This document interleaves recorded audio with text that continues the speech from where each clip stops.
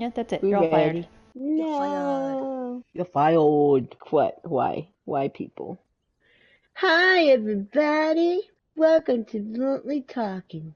Alright, guys, before we start, as always, this is just for entertainment purposes only. Opinions expressed by us are personal, are strictly personal. We took a day to like kind of just decompress and breathe, and I think I'm feeling a little bit better today. How are you guys feeling today? A little better. I mean, I am now kind of looking forward to my work later on tonight. Hopefully, to just distract myself. Mm.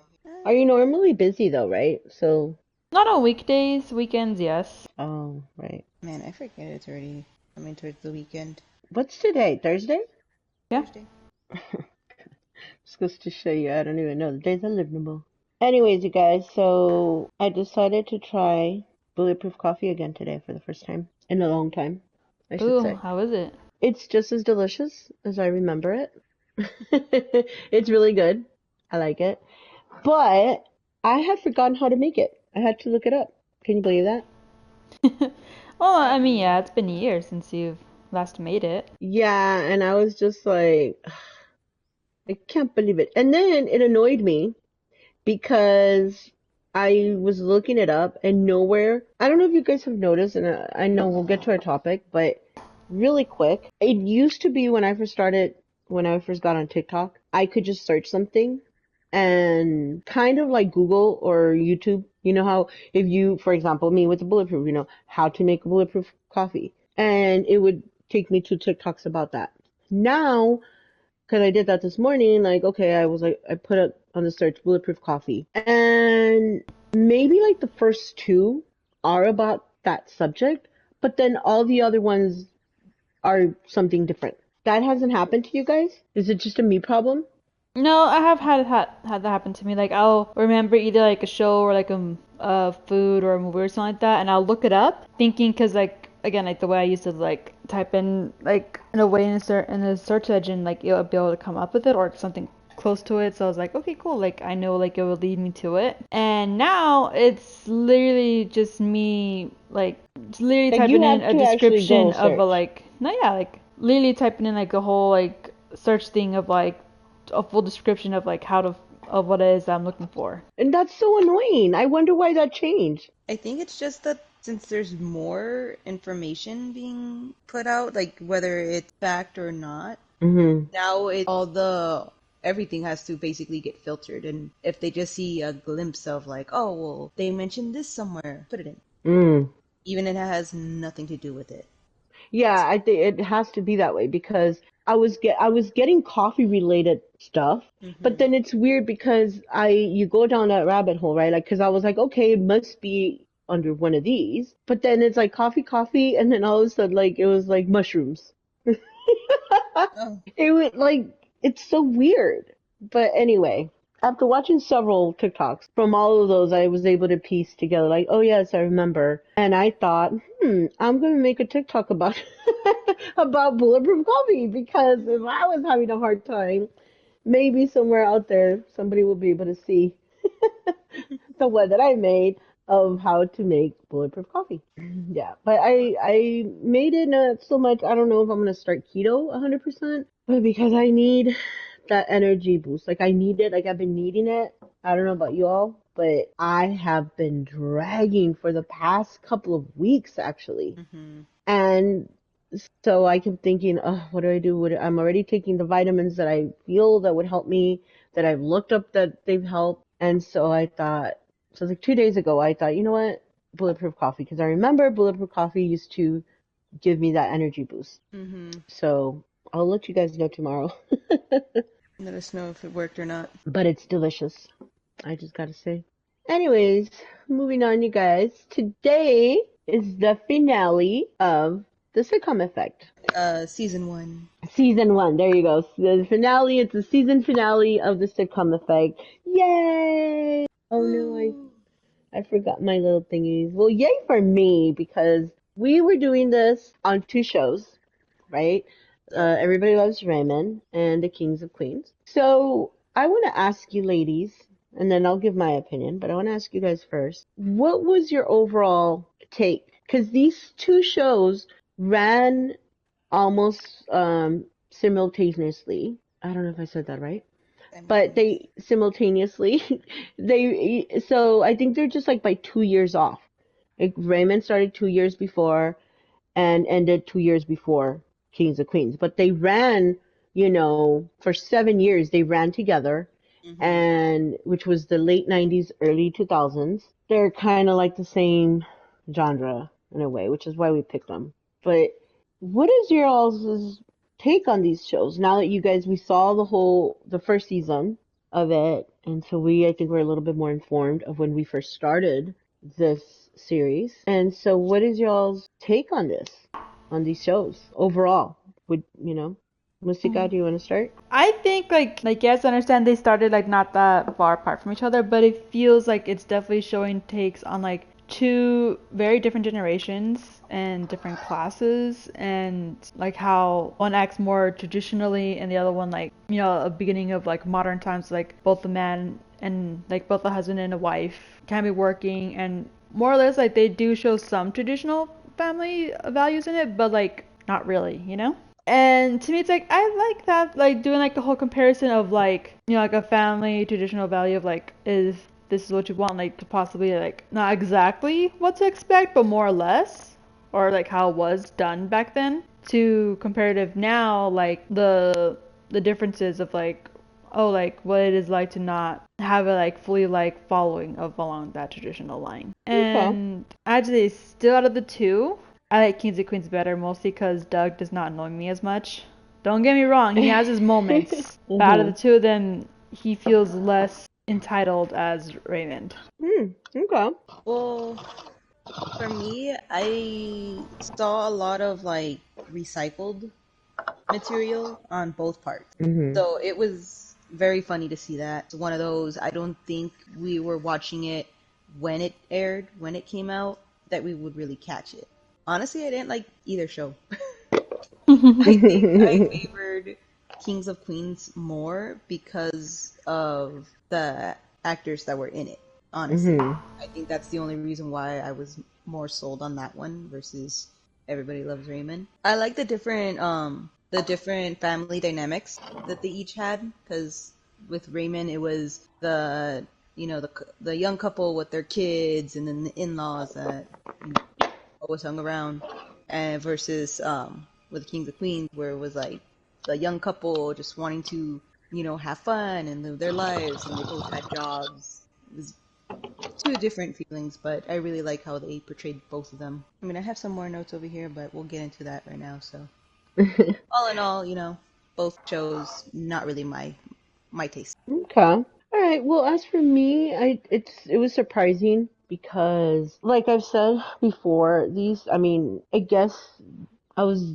young when these shows first came out. I was a teenager and then in my early 20s. But I really never watched them at that time. I had seen episodes here, episodes there, but nothing. I don't even ever recall watching an entire episode of either show. And right off the bat, as soon as we started watching them, I hated Everybody Loves Raymond. Like, I hated it.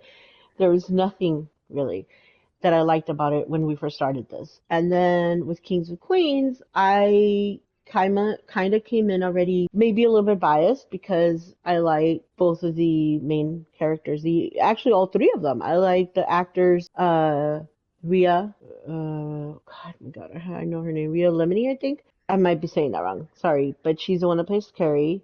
And then obviously it's Kevin who plays Doug, Hmm. and then I think it's Jerry Stiller, the grandfather, the dad, not the grandfather, the dad.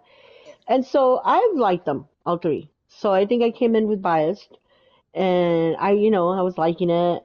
There was, things here and there.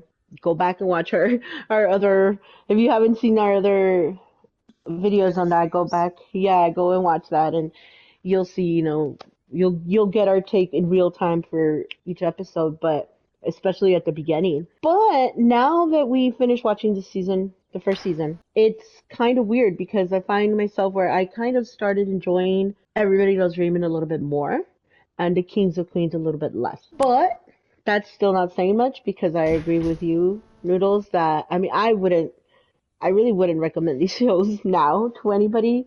They're not my cup of tea. They weren't back then, and I don't think they are even now. For me, honestly, if I was ever to be watching them, I'll be watching them like in the background, like for background noise. But that was surprising for me that I came in and I liked the Kings and Queens, a little bit more than Everybody Loves Raymond, and by the end, it's flipped for me. Hmm. But okay, so now moving on to so we saw season one of both shows, right? So Mm. we didn't see all of them because it's 9 seasons. It would take forever.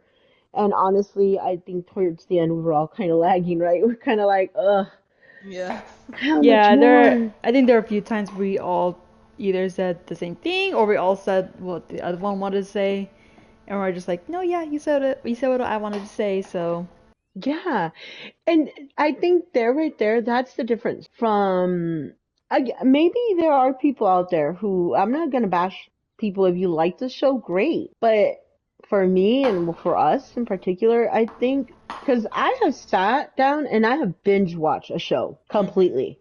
And I can do it again and again and again if I like it, if it's a good show. But these literally felt like such a chore to have to do that. I think it was because it started becoming repetitive, I guess. Mm-hmm. Like a lot of the things that we were all saying, it was just repeat. Yeah. But because That wasn't changing. we were really getting the same material, just shaped differently. So one of the things, one of my, I guess, aha moment or the light bulb went out was towards the end. I think it was, yeah, towards definitely the last shows that I was watching. And I was like, oh, because the whole time right now, switching back to the original reason or like the original thought of why we started this series of the sitcom effect, right? I don't know, just to refresh everybody's memory, was because we saw the show Can Go F Himself, and in that show they were showing the how in these sitcoms like Everybody Loves Raymond and Kings of Queens, the male characters are portrayed as lovable and goofy and funny, but in reality they're not. The women, a lot of the women in the show, like they're the punching bag, right? Like, do you guys kind of remember that's Yeah. more or less how the idea for the series began? So then, going with that, right? We're watching it, it was like yes, we kept seeing like yes, they like here. We kept comparing it. Towards Hmm. the end now, like we kind of weren't doing that anymore. But I feel it's because, like you said, it was repetitive. Like it wasn't changing. The formula wasn't changing. And then it dawned on me, like, oh, it's because, well, these really were male-oriented shows. Like we weren't like, and we aren't audience, Yeah. the target audience for them. Think of the show Friends, for example. You know what I mean? Friends had its target audience, which was, I believe, young white females, really, if you want to put it that way. It doesn't mean that other people are not going to like it, but Hmm. it means like their comedy was geared for that. Like it is targeted audiences. And Yeah. I feel like these shows, that's what it was. Especially with Everybody Loves Raymond. I feel like that was heavily targeted to males. So I think, yeah, of course we're not gonna find his stupidity funny because it was very stupid. A lot of the things that Raymond, it's laughable. It's laughable because you see his wife literally is like his second mom. So, and then Kings of Queens, I feel like that one, they were trying to also, I think the reason that it's a little bit different when it comes to the wife is because I think they were trying to appeal to a female audience.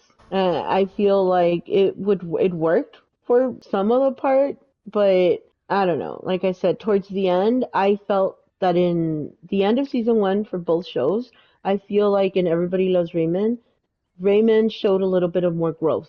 And even like his family, like, because I hated the in-laws. I hated his mom and dad. And I hated well, I didn't hate the brother, but he wasn't like that likable. But again, at the end of the season, I saw where, like, we even noticed, like, oh, wait, like now the mom, and again, we don't know if this is going to continue, but at least for the season, towards the last couple of episodes, you did start seeing where the Raymond's mom was a little bit kinder, was different with Deborah.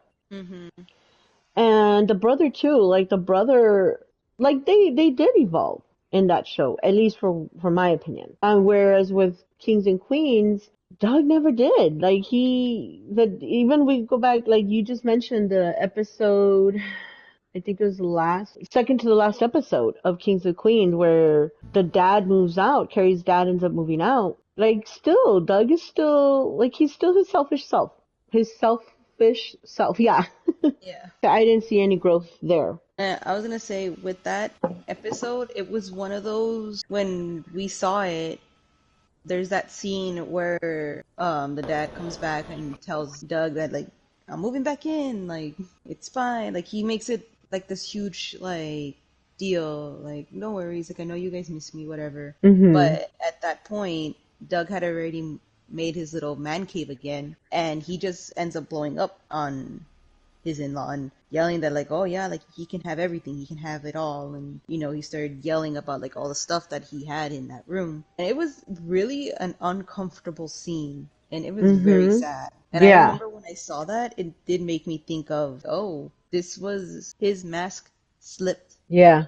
It slipped enough for the dad to see, and he like that scene, you see him walk out while Doug is Yeah. still yelling about everything that it's all his now. Oh, you're right. I forgot about that scene. Yeah, it was a really sad scene, and I remember I was like, I don't think we've had a scene like that in Everybody Loves Raymond. We've had uncomfortable scenes, but nothing that like at the end of the thing that they didn't either make a joke out of it or fixed it. In Everybody Loves Raymond, we got the scene of what pushed them to move across the street from their in-law. We got that flashback, and it was, oh, the in-laws were very loving and considerate, and they would show up every now and then. They loved each other. It wasn't until that everybody was in close quarters that their dynamic changed. But like Mom said, you do see at the end of the season 1 that there is growth, that there was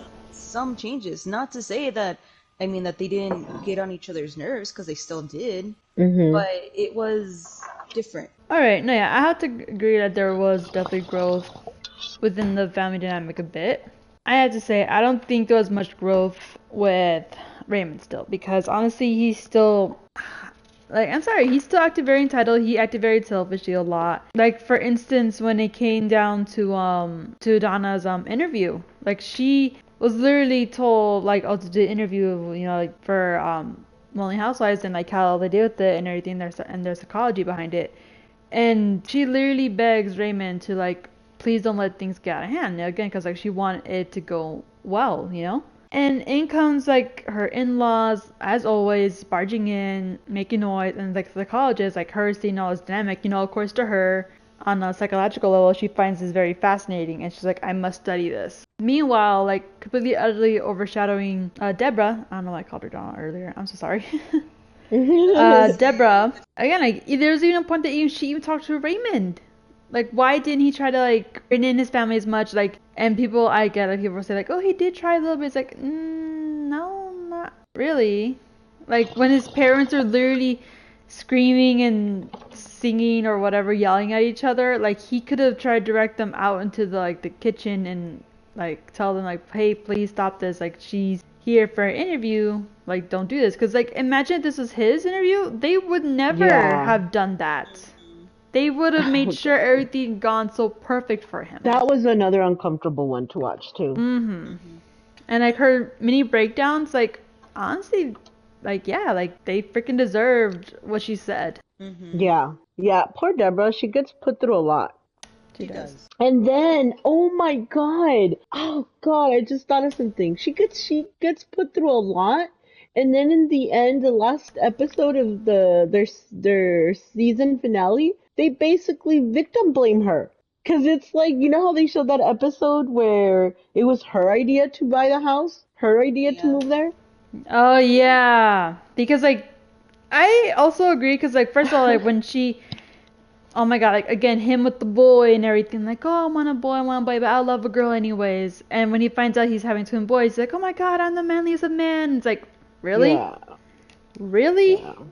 Mm-hmm. Not only that, because like we were talking how, oh my God, it was her. She insisted on buying there across from his parents, but it's like, okay, her parents weren't like up until that point, they had been totally different.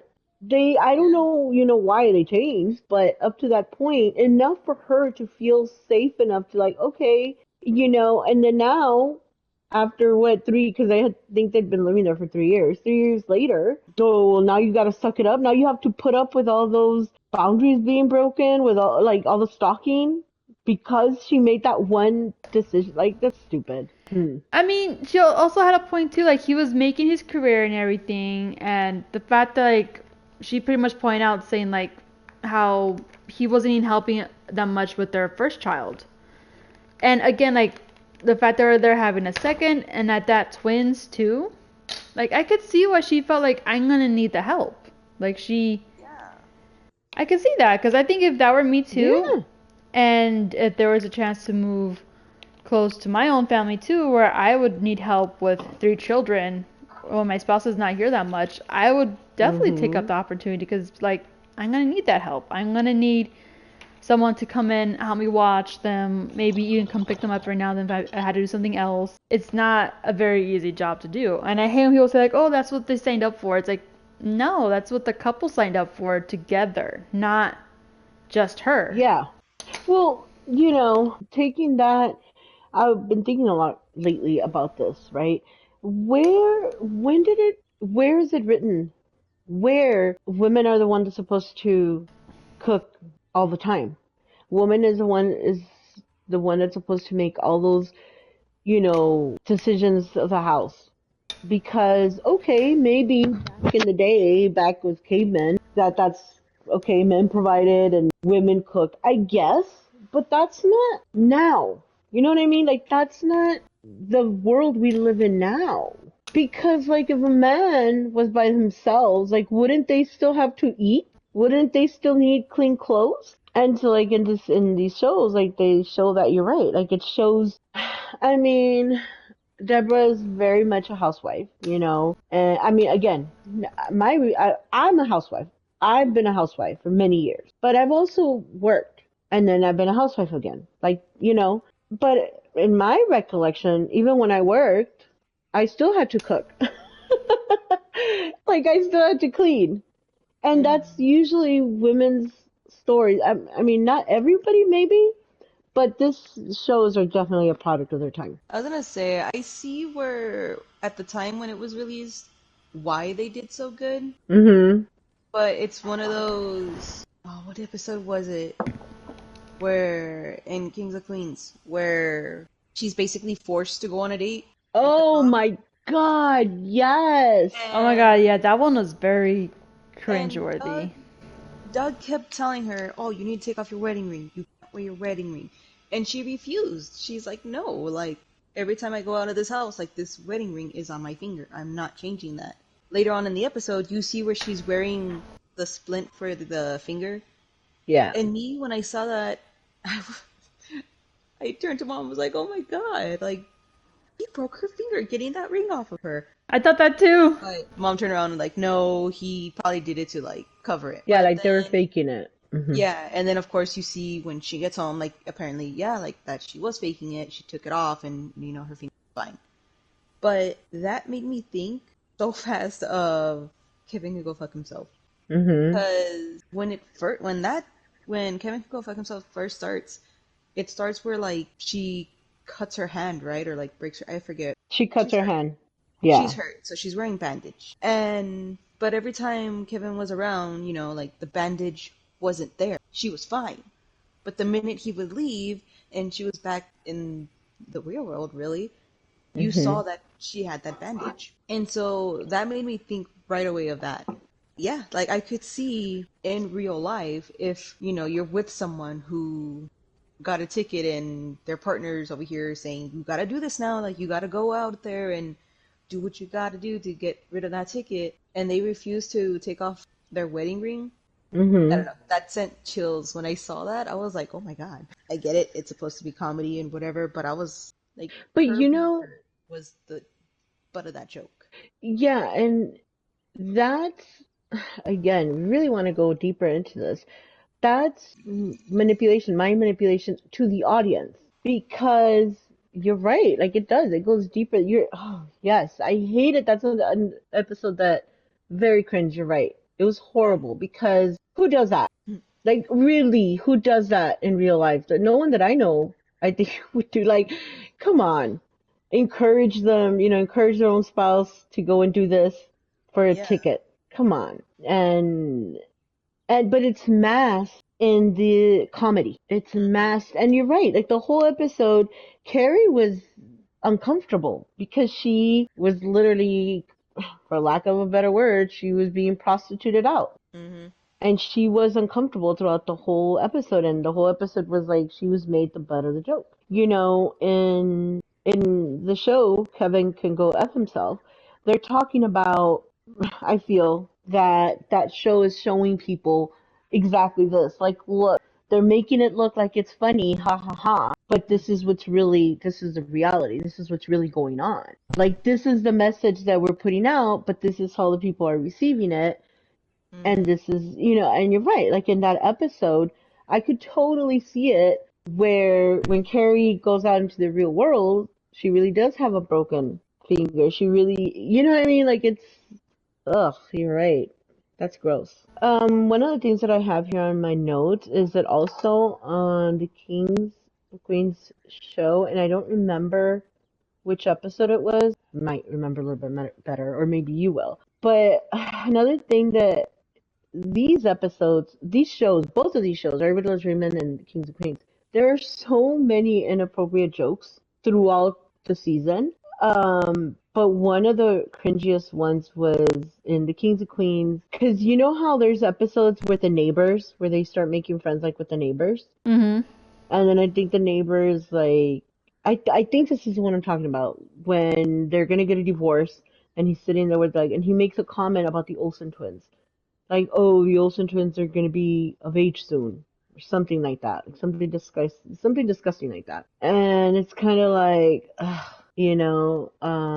have here the baby episode is so awkward, of course, LOL. Like that's literally what I have on my notes. I also have the thing that Noodles touched upon about yeah, we noticed that the storylines were recycled a lot of the times. I mean, with the dogs episode, the wedding ring, the rings. Oh my God. Did you notice that too, Musika? Really? I mean, oh my god. I couldn't believe that with the wedding ring with Raymond, like him when he found out. Like I honestly wish he had gone and just told her, cause I know some women would get upset with that, but I think like that's still very stupid. Like why should you? But that's what I'm saying. Like a lot of these storylines, it's true. They do. They have a formula that they're following because a lot of the stories were recycled. And it was even like little stuff like the cereal scenes. I don't know if you Yeah. remember, there is an episode from Everyone Was Raymond where Raymond and the brother but they're having cereal and they start fighting over a stupid toy. And then there's another episode on the Kings of Queens where the exact same thing happened, only it was Doug and his father-in-law. Like even like stupid little things like that, it's like, oh, yeah, but you're right. People wouldn't notice it at the time because first of all, these shows were 2 years apart, and also people weren't watching it back to back the way we do. All right, guys. So overall feel, would you let's continue with our little bluntly talking tradition here, right? I know this was like I guess a in-depth review of these two shows. One, do you think be high while watching it or not being high? Give you reasons why not. Let's start with Musika. Oh yes, of course, that with me. I would have to say be high for both. That's the Why? only way I think anyone could get through this without cringing and thinking, oh my god, all these jokes did not age very, very well. Mm-hmm. Definitely be high. I feel like it makes it funny. And I don't know, if you're like us, like you'll catch things more than what you would if you were sober. Yeah. I agree with you guys. This is definitely one of the shows that you guys have to watch high. There's no way you can. I couldn't get, that's the only way I could get through them. So, yeah. So would you all recommend it? How many blunts do we give it? 5 blunts being like the best. 0 blunts is like the worst. Do you want to go first this time, Noodles? Yeah, I'm giving 1.5, and that's being generous. Oh, okay, okay. No, yeah. I would have to say about maybe 2.5, and I'm being generous mostly because Kings and Queens is slightly better. Okay, okay. I'm gonna give it about a 2 also because honestly, just because I feel like these shows are good like background noise shows. So I probably would watch, but like on the background, you know? Plus they're fun to debate and be mad at and like, oh my God, how fucking sexist of you or how, anyway.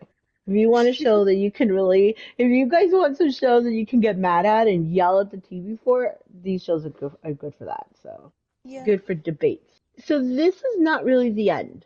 We really enjoyed doing this. So this is the finale for season 1 of the sitcom effect. But we've picked our next show and it's going to be a little bit different for I guess the next season because we're going to watch the entire first season and then we're going to discuss it. But the show that we have picked, drumroll, is Broad City. Broad City is a show, and if anybody wants to watch this, if you've seen it, great. But if not, and you want to watch it so you guys can be ready for the next show, you can watch it free on Sling TV. It's on Hulu, Paramount, YouTube, Disney. So apparently it's on all of those. Of course, you do need a subscription for that. The first episode aired in January 22nd, 2014. So it's 10 years old, going about to be 11. Damn, I didn't even realize that. And yeah, I didn't think it was, I thought it was a newer show, basically, Yeah. you know. And just a little small synopsis of the show. It follows two women throughout their daily lives in New York City, making the smallest and mundane events hysterical and disturbing to watch all at the same time. So that That's a seems beautiful. interesting. Yeah, God. it's great. So that'll be the next show that we're going to be putting under our microscope, under our bluntly talking microscope, and Mm-hmm. for our next sitcom effect. I'm excited. Be Yes. excited. Be excited. Be very excited. Alright, you guys. Well, that's it for today. If you had a good time, don't forget to hit that follow button because, we got so much more coming your way. And trust me, you don't want to miss it. Stay herbally refreshed. Alright, ladies. Thank you so much. I'm Mita. I'm Musica. And I'm Noodles. And we're bluntly talking. Bye. Bye. See you laters. Hey, don't forget to subscribe, like, share, and follow us on our other social media.